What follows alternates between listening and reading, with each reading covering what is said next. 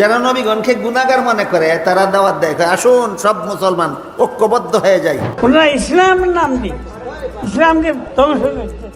জামায়াতে ইসলামী ও ইসলামী আন্দোলন বাংলাদেশের নেতৃত্বে গঠিত নতুন রাজনৈতিক জোটকে ইসলামী জোট হিসেবে স্বীকৃতি দিতে অস্বীকৃতি জানিয়েছেন দেশের 101 জন শীর্ষ আলেম।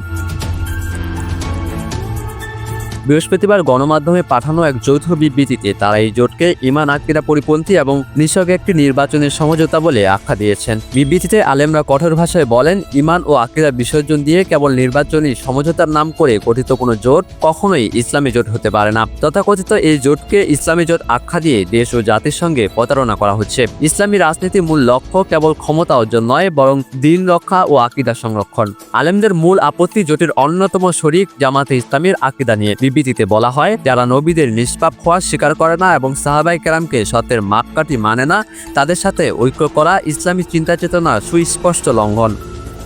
যারা নবীগণকে গুনাহগার মনে করে তারা দাওয়াত দেয়, কয়, আসুন সব মুসলমান ঐক্যবদ্ধ হয়ে যায়। দেওবন্দি আকীদায় বিশ্বাসী কোনো দল এমন ভ্রান্ত মতাদর্শ লালনকারীদের সঙ্গে জোট করতে পারে না।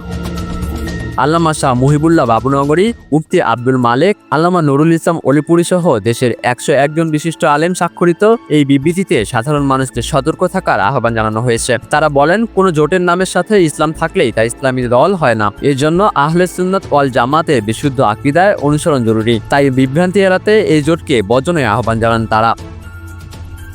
নহমদ বিন মারুফ, ডেস্ক রিপোর্ট, সকালবেলা।